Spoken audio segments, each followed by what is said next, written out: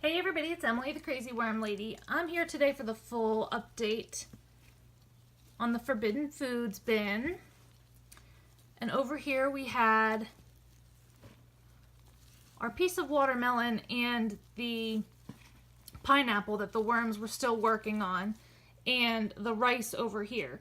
I'm going to show you guys a quick little look at my poke in the other day, and then we will see what they're doing right now. Hey everybody, it's Emily, the Crazy Worm Lady. I'm here today to peek in and see if anything is happening with our Chinese food, which is basically just rice in here.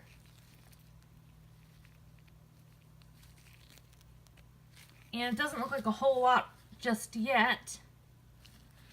Not really seeing many worms in the area, although there's a handful. I'm betting that they're still finishing up down here with the watermelon and pineapple. So we'll take a quick peek at that too while I'm here.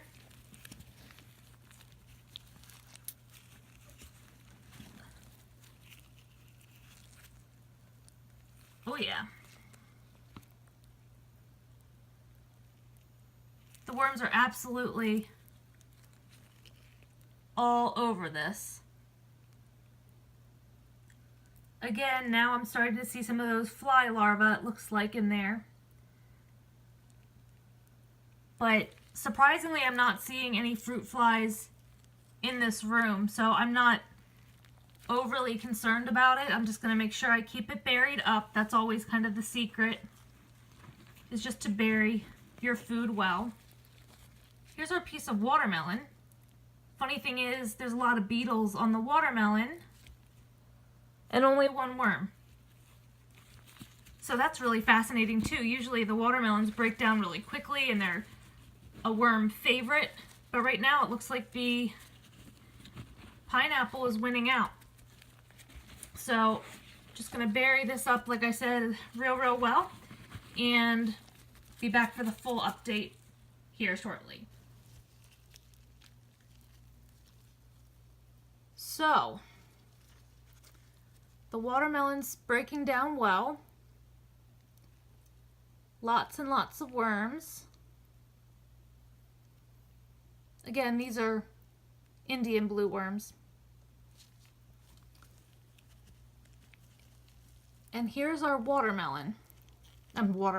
pineapple, sorry guys. I don't know where my brain is. You know, it's taking a while to break down, but what is impressive to me is that a food that people say, you know, is used as a meat tenderizer and, you know, could potentially kill your worms. I am just not seeing any evidence that these worms are dying off. I'm still getting huge numbers of them. They're still working through the pineapple. None of them look sick. None of them look like they're disintegrating. And to me, that's a complete and total win. With everything, like I said, you know, I think some of the problems that people have are strictly related to the fact that they overfeed. If you overfeed any food in your worm bin, you can end up killing your worms. But, you know, everything in moderation, at least so far that I have seen, has not been a problem. So, let's cover these guys back up. Want to minimize any fruit fly problems. And let's see if any of them have started to show interest in this rice. So, let's see. Well, there's a few worms. It actually feels a hair dry over here. I mean, it's got some condensation, but a little drier than I would like. But I'm actually seeing more worms than in the midweek look. And I'm trying to see if this is some... Yeah, this looks like this is some of the rice. You can see some of our little beetle friends. but they seem to be working through the starches okay. I definitely don't see an increase in the beetles, which I was concerned about.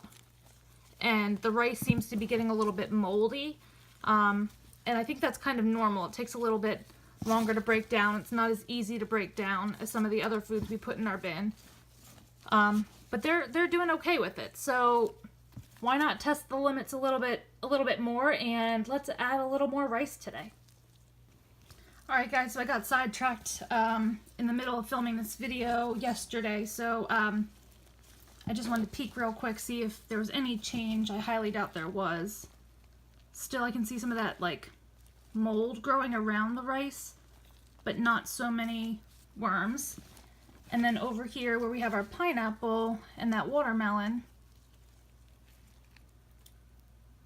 still crawling with worms.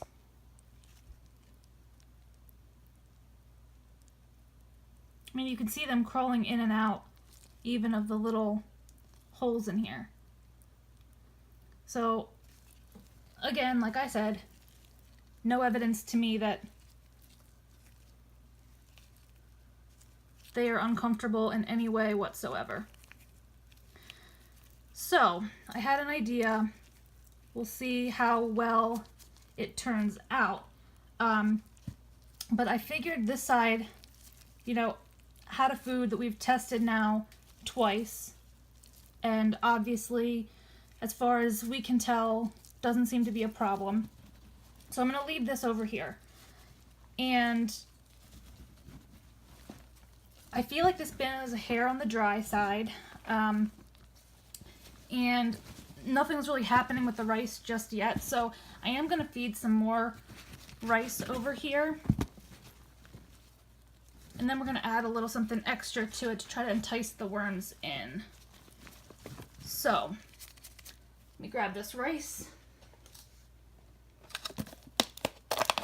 Again, Chinese food, leftover rice. Oh, I don't want to put all that in, that would be bad.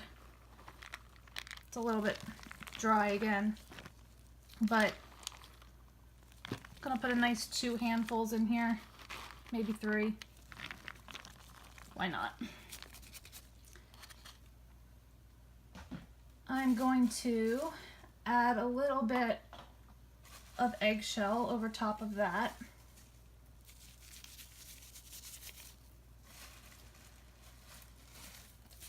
And I had some leftover food after feeding my other bins, and I thought the moisture content might help keep the rice moist so that it's able to break down a little bit better.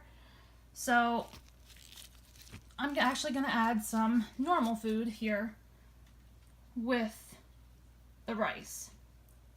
See if we can get some action on it a little bit quicker. It'll also add a little bit of moisture to this bin. And then I'm going to bury that up. And then one other little crazy idea I had was to throw a few pickles in here. It's weird. I left them in my lunchbox from work, and so they were just sitting in the house. I'm used to keeping my pickles in the refrigerator. I honestly didn't know if they were okay to eat. So I have 3 pickles, just dill pickles. Again, we know pickles to be fermented, so they're acidic. But now we'll have 3 different sections of this bin going with something different in each little area, and we can see what attracts them the most, what they get into, if they avoid anything. I don't know, it'll be fun. What would this update be if we didn't keep it interesting and not always stick to the rules? So, okay, that's going to be our update for today. Drop your comments below, like this video, subscribe if you'd like a little bit more content from me, and I'll be back with you guys real soon for another update.